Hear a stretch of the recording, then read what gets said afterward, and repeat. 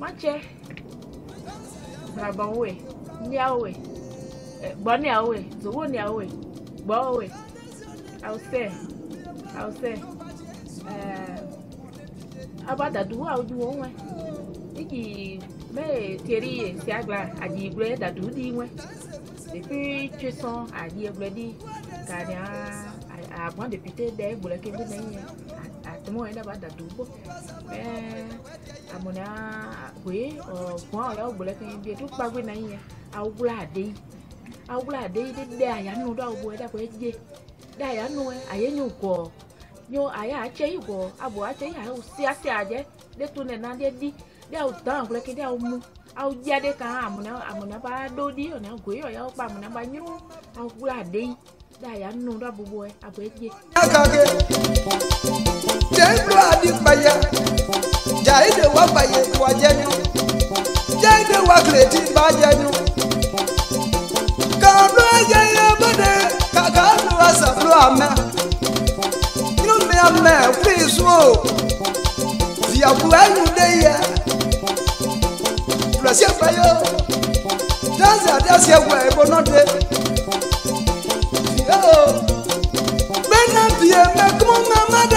Amis téléspectateurs, amis du web, bonjour. On est encore heureux d'être devant vous, mais ça fait un bout de temps quand même. Le temps pour nous d'acquérir un peu plus de matériel sophistiqué qu'à la télé, ça avance toujours. On a pu, on va dire quoi? On va dire qu'on a pu retomber sur nos pattes et essayer de reprendre Objectif Direct avec beaucoup d'objectivité et beaucoup d'exclusivité.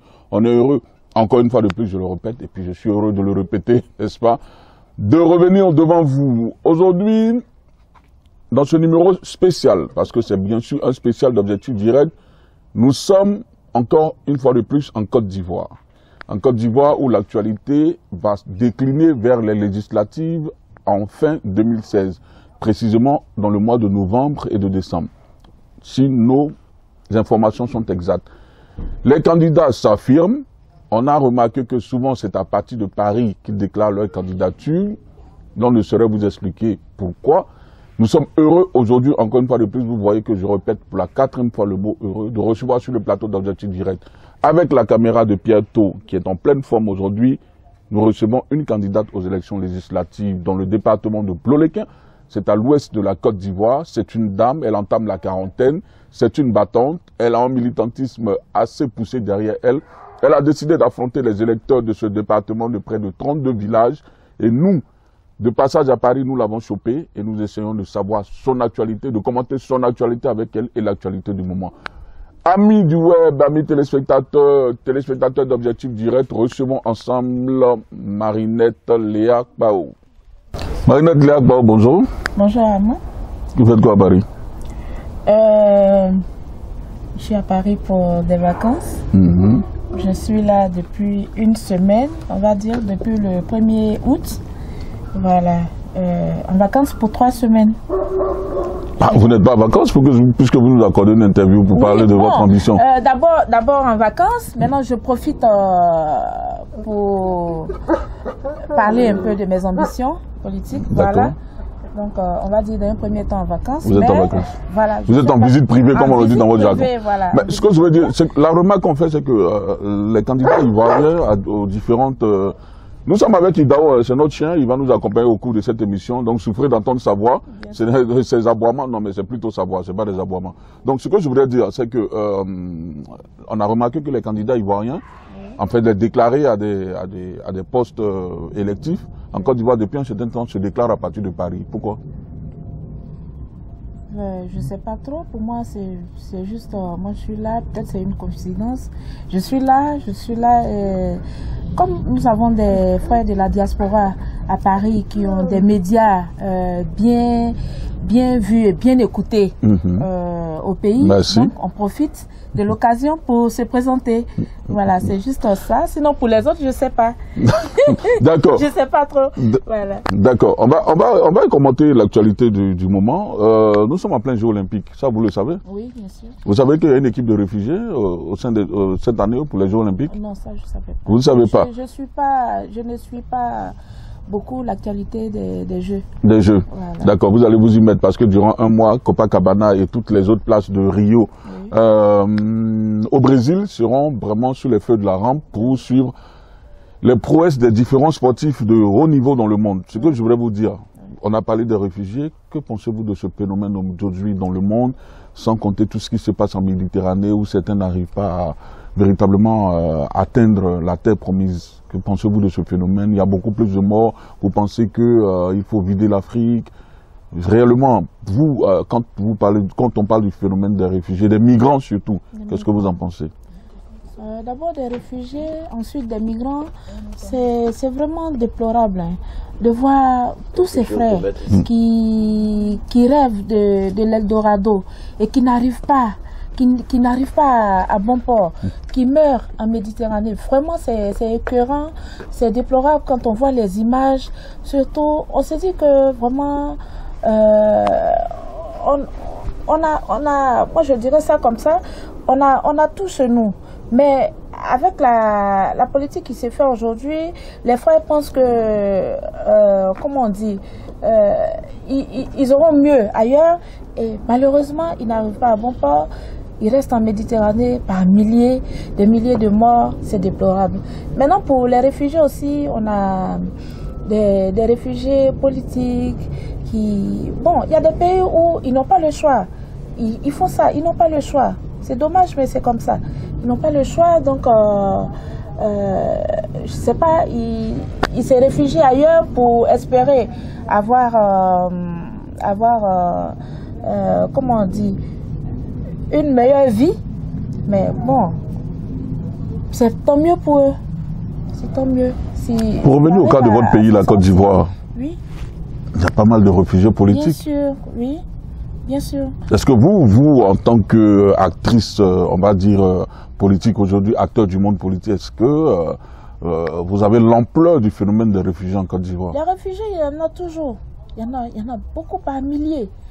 Même dans les pays voisins de la Côte d'Ivoire, on a des réfugiés au Libéria, on a des réfugiés au Ghana qui y sont toujours, mais qui ne sont pas dans les meilleures conditions de vie.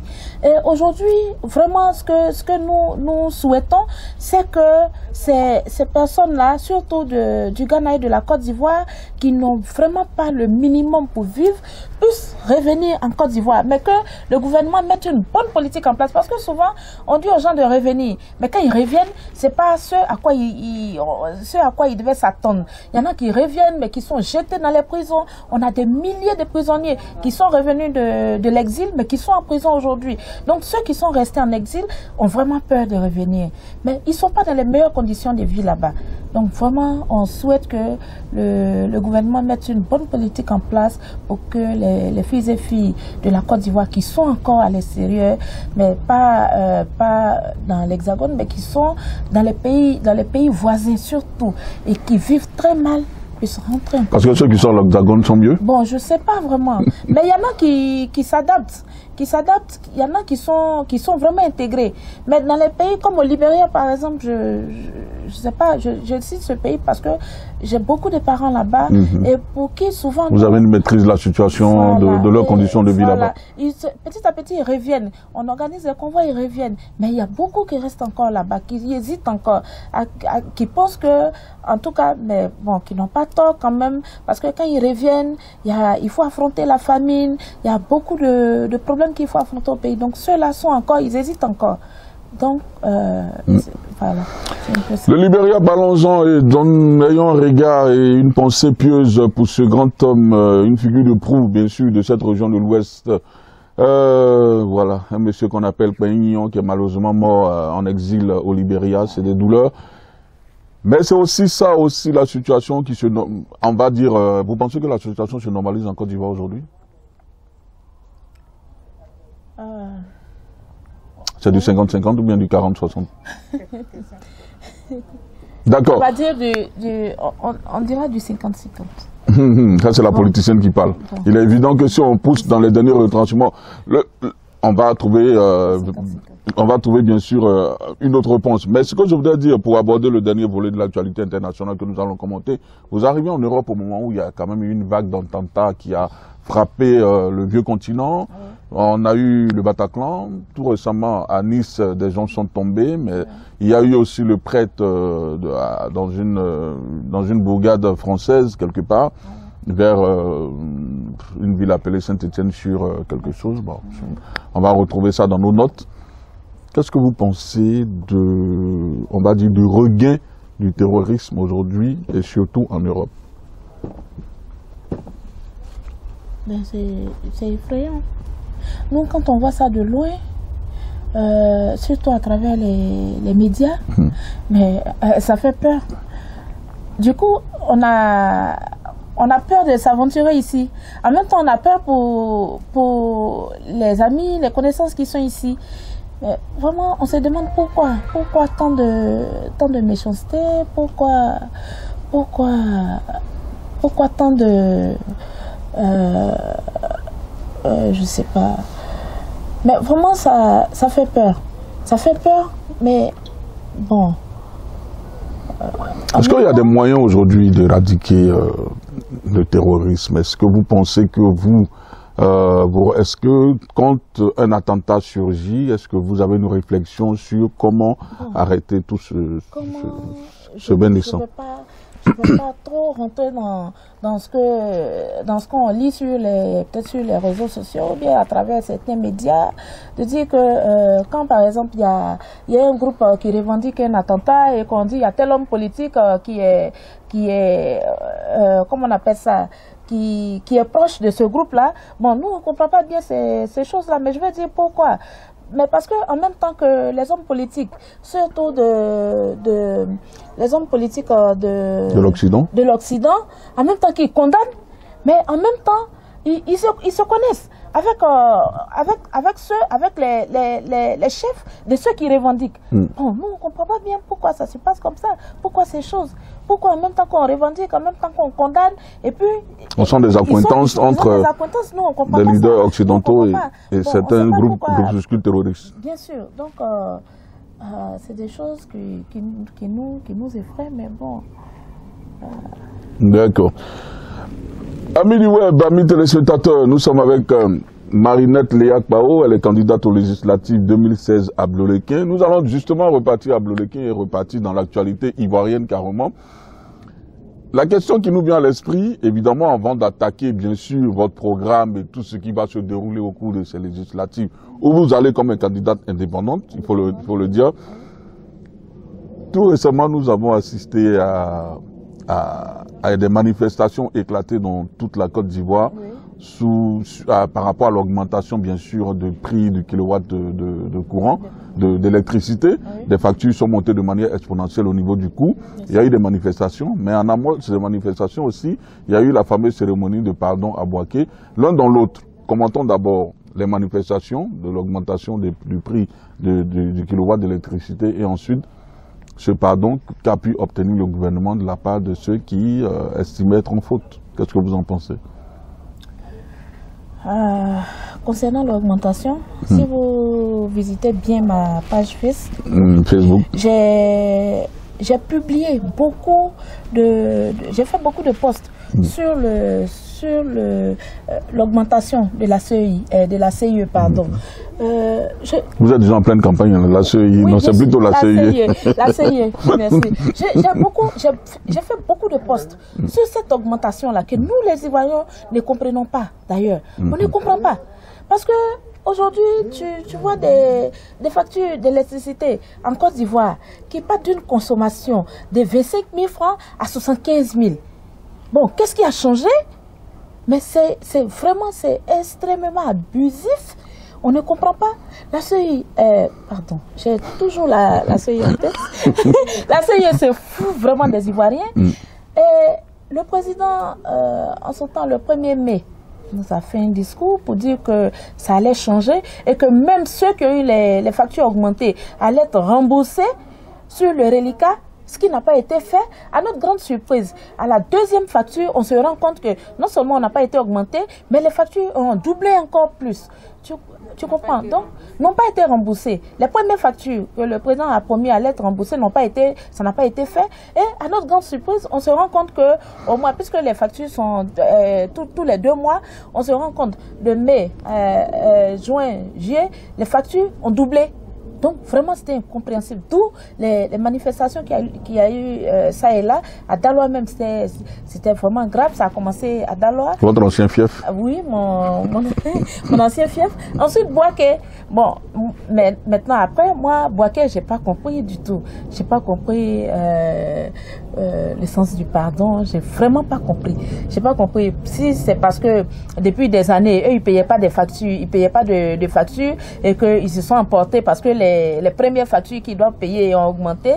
Donc, du coup, ils ont exagéré, ils ont demandé pardon. Moi, je n'ai pas compris le sens de leur pardon. Sinon, je pensais que toutes les villes de la Côte d'Ivoire devaient suivre le pas de Daloa et de Boaké. Parce que la CEI, vraiment, la CEI, c'est fou des Ivoiriens. C'est pas bien.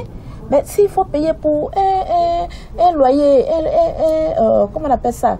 Un loyer des petites consommations. C'est-à-dire, quand je dis petite consommation, on n'a que le minimum. On n'a que le minimum, mais s'il faut payer des factures même, en temps le SMIC en Côte d'Ivoire est de 60 000, si je ne m'abuse. Mais comment? Officiellement. Officiellement, bien sûr. Officiellement, le SMIC est de 60 000. Mais pour un SMIC de 60 000, quand pour un petit foyer, on se retrouve à 75 000 francs, à 100 000 francs de facture, ce qui dépasse même le SMIC officiel, mais il y a quelque chose qui ne va pas. Donc aujourd'hui, on va dire, l'Ivoirien ne vit pas décemment. Ne vit pas décemment, mais bon, malheureusement, je pense que je n'ai pas suivi dernièrement l'actualité, mais je pense que peut-être après le pardon de Boaké, je ne sais pas si le président, comme il nous l'avait promis, s'ils vont revoir vraiment, parce que le truc c'est que quand la CUE ils ont envoyé une facture qui était au-delà même de la consommation. Bon, d'après eux, ils justifient, c'est la consommation. Mais après, ils vous envoient une deuxième facture en l'espace d'1 mois pour dire qu'ils vont changer même les appareils. C'est-à-dire, sur le tableau, le compteur, le disjoncteur, ils vous facturent ça. Donc, vraiment, c'est... On n'y comprend rien. On n'y comprend rien, vraiment. Marinette Léa Kpao, candidate aux législatives 2016 à Bloléquin. Dites-nous, pourquoi vous êtes candidate à Bloléquin? Ah, Bloléquin. Et pourquoi forcément pour être député, il n'y a pas d'autre poste? Pourquoi vous êtes candidate? Ben, je suis candidate à Bloléquin parce que déjà, j'estime que Bloléquin, c'est chez moi. Je suis native de Bloléquin et j'ai fait l'enfance à Bloléquin. Et pour les législatives, j'ai décidé d'être candidate pour corriger un peu certaines tares. Pour corriger certaines tares. Bloléquin, moi, j'estime que je suis fille de Bloléquin, jeune de Bloléquin. Bon, voilà que quand on parle de député, on dit souvent que c'est le représentant du peuple. Il est le représentant du peuple. Donc, j'estime qu'à Bloléquin, si je suis élu député, je représente mon peuple. Mais voilà que depuis des années à Bloléquin, moi, je n'ai jamais vu de député jeune. Je n'ai jamais vu de député jeune là-bas. Pourtant, la population de Bloléquin est à majorité jeune. Donc, si je comprends bien, vous êtes candidat parce que vous êtes jeune. Non, je n'ai pas fini. On vous écoute, hein? Donc oui, parce que d'abord, quand on dit le député, il représente son peuple, bon, voilà un peuple qui est à majorité jeune, mais qui a un représentant qui est peut-être, je dis ça comme ça, mais qui est plus âgé. Qui est plus âgé. N'ayez pas peur de moi, nous sommes objectifs directs. Qui est plus âgé, donc qui n'est pas trop en phase avec la population. Ça c'est le premier point. Donc il faut un représentant qui est en phase avec la population. D'où moi mon colistier qui s'appelle Thierry Wahi, qui est jeune comme moi, notre candidature a été accueillie par la jeunesse de Bloléquin. Ça c'est le premier point. Mais le deuxième point qui fait que je suis candidate, je pense que nos aînés qui sont déjà passés par là, qui sont députés actuellement ou qui sont déjà passés, nos papas qui sont déjà passés là, ils ont fait leurs preuves. Il faut qu'on nous laisse la place aussi pour faire nos preuves. Puisque nous, on a appris aux côtés des aînés en politique. On a côtoyé depuis des années, depuis une décennie, 2 décennies, on a côtoyé les aînés. Madame Marinette Barilea, qu'est-ce que vous allez apporter à la population de Bloleki si vous êtes élue? J'en viens. De toute façon, nous on vous écoute. D'accord. D'accord. Donc, il faut que nous laisse. C'est comme, on va dire, c'est comme tu fais un enfant que tu mets à l'école, il fait la maternelle, il fait le primaire, secondaire, supérieur et tout ça, mais il acquiert des diplômes, mais il acquiert de l'expérience, pardon. Il faut cette expérience-là, il faut bien la mettre en pratique sur le terrain. Bon, s'il n'a jamais exercé, comment tu veux que les études que tu as payées pendant des années, comment il peut les mettre en pratique? Donc, c'est un peu ça. On a appris aux côtés des aînés. Aujourd'hui, j'espère que, je pense que la politique, on l'a côtoyé aussi, on connaît un peu quand même. Et ce qu'on a appris là, il faut qu'on mette ça en pratique avec, comment on appelle ça, la candidature législative. Si demain, je suis élue, qu'est-ce que je peux faire pour le département de Bloleki? Il y a beaucoup à faire à Bloleki. Il y a beaucoup à faire. Je pense que le premier à faire à Bloleki, c'est le problème du foncier, qui est aujourd'hui, on va dire, qui est le nerf des conflits chez nous, le problème du foncier. Ensuite, c'est vrai que j'ai l'habitude de dire quand je vais annoncer ma candidature dans le département, quand je fais le tour des villages, je dis le député, c'est pas celui-là aujourd'hui qui apporte le développement, mais il peut y contribuer par son carnet d'adresse. Sinon, nous, on n'a pas de budget. En tant que député, on n'a pas de budget pour apporter le développement, mais on peut y contribuer. On peut apporter comment on appelle ça, des partenaires au développement chez nous par notre carnet d'adresse. Mais d'abord, le problème qu'il y a à régler, surtout le problème pour lequel l'Assemblée jusque-là comment on appelle ça, ne nous donne pas satisfaction. Ne nous donne pas satisfaction dans les lois, c'est le problème du foncier. Mais il y a eu une loi qui a été votée en Côte d'Ivoire sur le foncier en 2007, je crois. Oui, mais récemment, il y a une loi qui a été présentée à l'Assemblée, mais qui n'a pas été votée sur le même foncier, qui n'a pas eu de... C'est quoi le problème du foncier réellement dans cette région-là? Il y a on essaie d'expliquer aux téléspectateurs qu'est-ce qui se passe dans le foncier à Bloleki. Le foncier, il s'agit bien des forêts, n'est-ce pas? C'est la forêt surtout. Maintenant, quel est le problème réel? Est-ce qu'il y a des gens qui n'ont pas droit à la forêt qui y sont? Voilà, on veut savoir. Bien sûr. Je vais te prendre un exemple. J'ai assisté une fois, je ne me souviens plus de l'année, mais moi, mon grand-père Diwo-Pierre, il était chef canton. Et après son décès, je me souviens plus de l'année, mais ça doit être dans les années 2005, 2006, 2007, 2008. Je me souviens plus de l'année. Et nos frères, comment on les appelle, les allochtones ou les allogènes, les qui sont dans les forêts, ils devaient être recensés. Tu comprends? Du vivant du vieux, il a donné peut-être une parcelle, 2 parcelles à des allogènes pour pouvoir se nourrir et nourrir leur famille. Ces allogènes-là, comme ils savent que il est assez hospitalier et que le vieux, il a donné ses parcelles pour que peut-être son ami, qu'il appelle lui son ami, puisse se nourrir et nourrir sa famille. Ce dernier-là, il dit à ses frères, mais venez, il y a assez de forêt ici. Et les gens, ils ne rentrent pas dedans. Moi, je suis dedans, ça fait tellement d'années. Il fait venir des gens à qui il donne, souvent même à qui ils vendent. Eux, les allogènes, à qui ils vendent.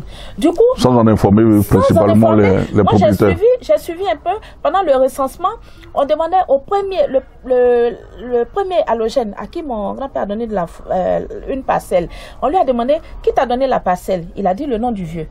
Mais tous ceux qui venaient après, ils ne connaissaient pas le vieux. Ils connaissaient, puisque le vieux était déjà décédé.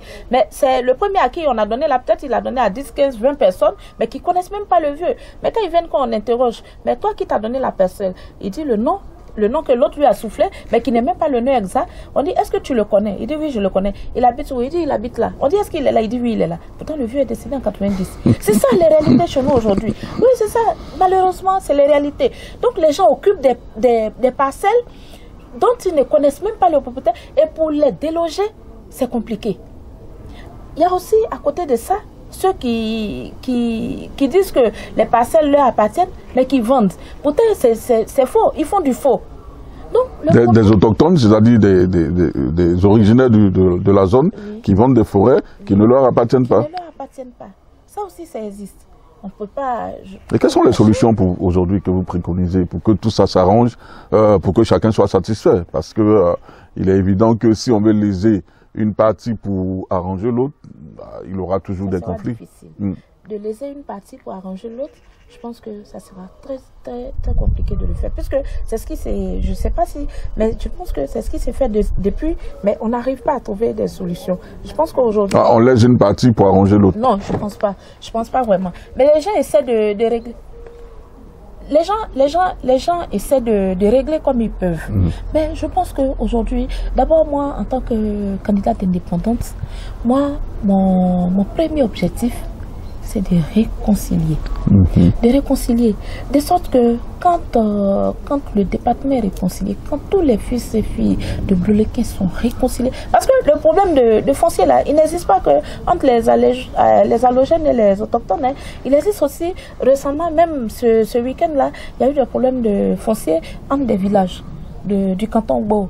Et des villages du canton Bo et des villages du canton, je sais pas, Niao Nord. Ça existait dans ces jours-ci. Récemment, là, ils sont allés régler, je sais pas, ce week-end passé. Donc, aujourd'hui, c'est d'abord de réconcilier les fils et filles du département et ensuite de vraiment réfléchir, c'est-à-dire avec les autochtones, avec les allogènes. Tu sais un peu comment aujourd'hui ça se passe ailleurs, je sais pas, dans le sud de la Côte d'Ivoire. C'est vrai qu'il y a des propriétaires terriens, mais quand tu arrives dans un village, il y a, comment on dit, des chefs de terre. Des chefs de terre. Des chefs de terre. De sorte que quand toi-même ta parcelle, si tu dois donner le OK, sans le chef de terre, tu ne peux pas. Sans le chef de terre. Ça c'est la première solution. C'est-à-dire que ceux qui ont encore des parcelles chez nous aujourd'hui, sans les chefs de terre, il faut que ces parcelles-là soient identifiées. Et puis, si tu dois donner peut-être à un ami, ou même que tu dois donner à je ne sais pas, un parent, mais il faut l'accord du chef de terre. Ça, c'est la première chose. Maintenant, la deuxième chose, les occupations illicites. Il faut vraiment qu'on s'asseye et qu'on discute pour pouvoir trouver le juste milieu, pour ne pas léser qui que ce soit. Il faut trouver le juste milieu. Parce que c'est un problème, c'est une bombe à retardement. C'est un problème très délicat. Parce que quand tu dis à l'allogène que non, cette parcelle-là, ben, par exemple, actuellement, on a des parents au Libéria qui n'ont plus leur plantation ici parce qu'elles sont occupées. Le monsieur, il quitte là-bas, il vient, il trouve la plantation de cacao, il s'installe. Parce qu'il s'est dit que le propriétaire, il n'est plus là, il ne reviendra pas. Peut-être qu'il est mort, il n'est pas mort, il ne sait pas. Mais il occupe. Donc ça, c'est des problèmes qu'il ne faut pas vraiment se précipiter à régler. Je pense qu'il faut s'asseoir pour trouver le juste milieu afin de les régler. C'est pour ça que vous êtes candidate. Est-ce que vous êtes confiante? Est-ce que vous avez vos chances à Bleulequin? Parce que vous affrontez des dinosaures. Je pense que Bleulequin aujourd'hui, on a... quels sont les candidats, quels sont les actuels députés de Bleulequin? Député Laï Madeleine et le ministre Banzio. Le ministre Dagobert Banzio, c'est des gros calibres du RH2P en quelque sorte. Oui. La faction qui dirige...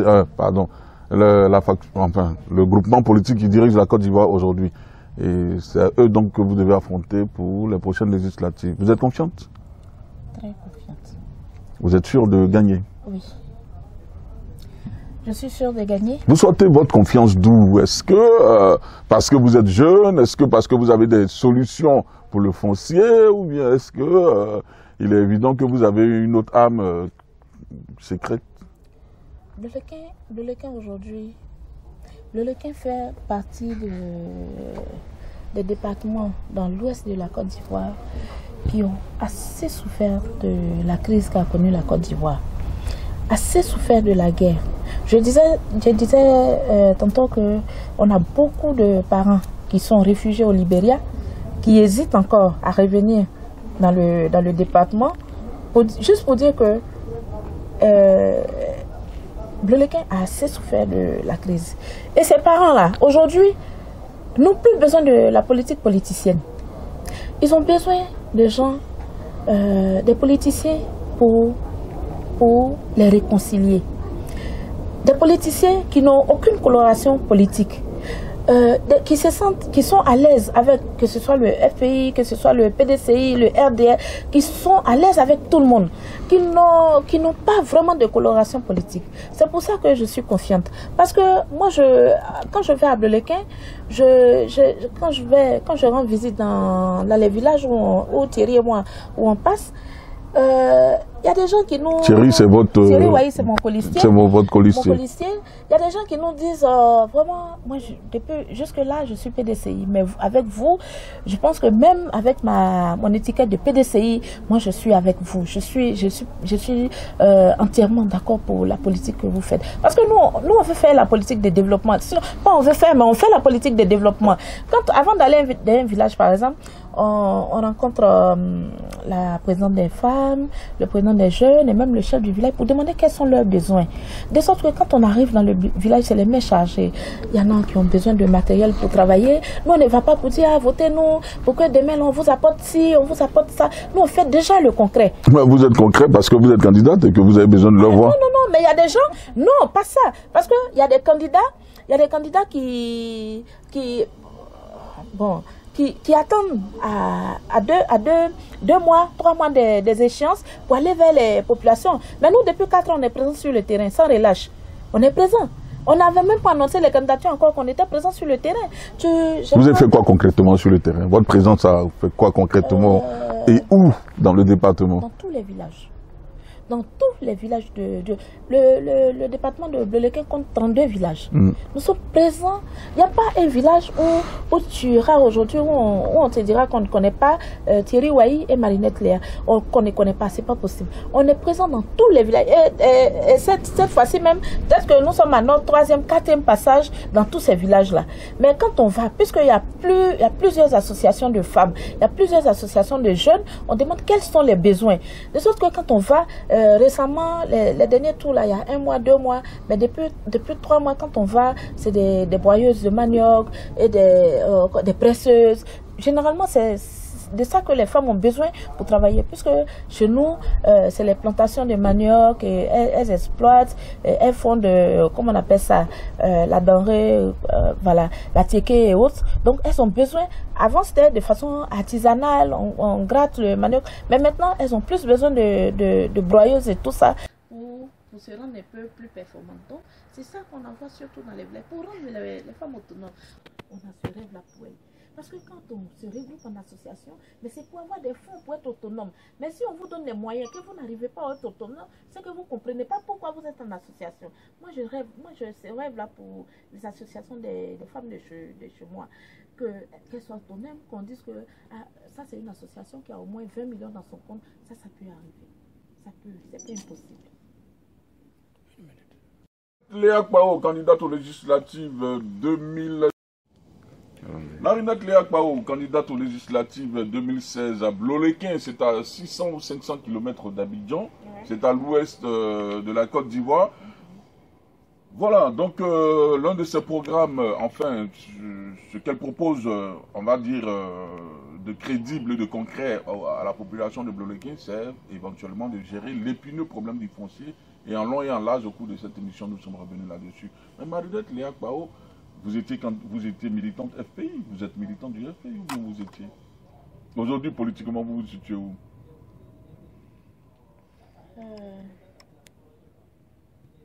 Vous n'avez plus de chapelle politique? Je ne dirais pas ça comme ça. Parce que vous êtes pro-Gbagbo? Puisque là, c'est la question des pro. Je ne dirais pas ça non plus aussi. Parce que je ne renie pas comment on appelle ça, mon parti politique. Votre parti, c'est j'ai milité au FPI pendant plus de 10 ans. Donc vous êtes proche de Laurent Gbagbo? Je suis proche de Laurent Gbagbo. Mais là, comme je le disais, pour réconcilier, parce que chez nous aujourd'hui, là, les gens n'ont pas besoin de savoir de quel parti politique on est. Ils ont besoin des gens neutres pour réconcilier. Parce qu'ils ne sont pas prêts à écouter que ce soit tel ou tel parti. Ils sont pas prêts. Après ce qui a été, ce qu'ils ont vécu. Donc, c'est vrai, je milite au FPI, mais pour ces législatives, je pars en indépendante. Avec le nom de Gbagbo? Non, je pars en indépendante. Non, nous on veut juste savoir. Je suis candidate indépendante. Je suis, parce que même... mais il est évident que vous ne tirez pas une croix sur le prisonnier de la communauté internationale. Non, pas du tout. Non, pas du tout. Pas du tout. Si tu veux savoir, je dis que je suis indépendante, mais si on retourne dans le FPI, moi je suis de... Tu sais, aujourd'hui, au FPI, il y a deux tendances. Il y a la tendance Safi, il y a la tendance Sangaré. Moi, je suis proche de la tendance Sangaré.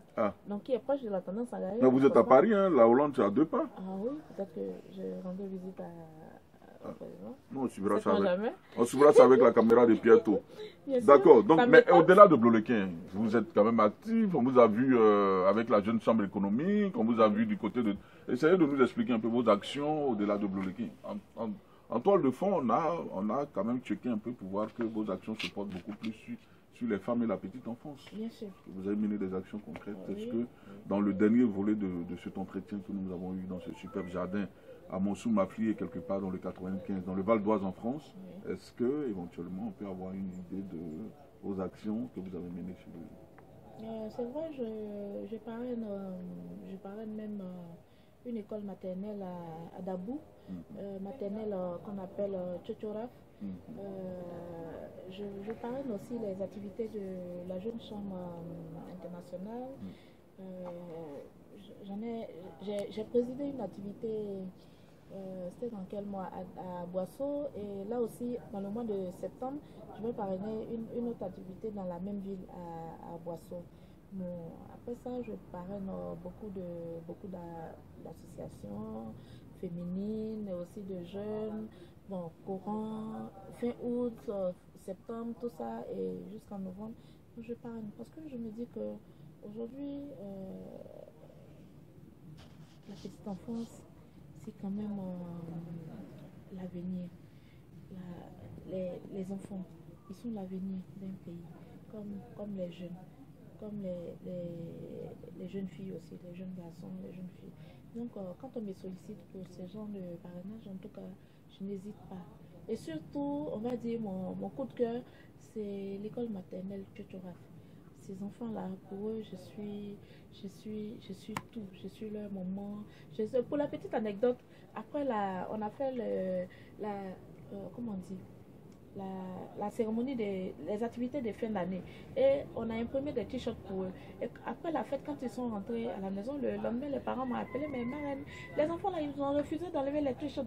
Quand on veut enlever, ils disent non, il ne faut pas toucher le t-shirt de la marraine. Donc, vraiment, c'est des choses qui font chaud au cœur. Les enfants, quand ils aiment, ils ne cherchent pas à savoir qui vous êtes, mais ils aiment. Dernière minute de cet entretien, vous allez regarder droit à la caméra de Pietto et vous adresser à vos électeurs de Blolequin un message concret et circonscrit pour dire combien de fois vous attendez, ce que vous attendez d'eux et ce qui, bien sûr, ils doivent attendre de vous. En 1 minute, 50 secondes. Ben, chers parents de Blolequin, je pense que vous me connaissez quand même pour avoir fait quelques villages déjà. Vous me connaissez, vous savez que de par mon père, j'ai tourné quand même dans pas mal de villages, j'ai fait mon enfance. On va dire, moi je suis une fille de Blolequin, pour avoir fait tous les cantons de Blolequin, je le dis souvent dans mes tournées, vous me connaissez, donc je vous connais aussi, et vous savez que si vous me choisissez, vous n'aurez pas fait un mauvais choix. Je suis ici de tous les cantons, je suis des Doké, je suis des Blolequin, des Diboké, des cantons arabes, je suis de partout à Blolequin. Donc on va dire la candidate idéale. Et j'ai plein de projets pour Blolequin. Moi, je ne fais pas de promesses. Vous aurez du concret avec Thierry Wahi et Marinette Bao. Agir pour Blolequin, c'est maintenant. Mathieu, Srabanwe, Niawe, Boniawe, Zawoniawe, Bowe. I'll say, about that do out you one. Igi me Terry Siagla, a ye bread that do the way. The picture song, a ye ready. Ganya, I want the pity there, but I came with a at the moment about that do. Amona way or one out, but I can be a took back with a I'll glad day. I'll glad day did there. I know that boy that way. Daya no aye nyuko nyo aya ache yugo abo ache ya o siase aje de to ne na de di de o tan kule ke de o mu au ya de kan amuna ba do di o na go yo ya o pa amuna ba nyu au kula de daya no da bobo abo eje mais imo. Mesdames et messieurs, nous on a été contents pour cet objectif direct spécial avec Marinette Léa Kpao. On va dire bonsoir à Djibouti. Voilà, il y a des gens qui nous suivent, on a eu des échos. Qui sont abonnés à la page Facebook à la page Facebook et à la page YouTube donc d'Objectif Direct. Bonsoir à tous nos amis de la Maison des journalistes de Paris, Diane Didi Akivizimana, Ange, Fifi, Sekou Chérif Diallo, le grand Makele Ngebla, Pierto était à la caméra. On va saluer la brave population de Boaké et saluer tous nos amis là-bas. Chantal Seri. À bisous là-bas. On se retrouve pour le prochain numéro dans très peu de temps. Merci. Bye bye.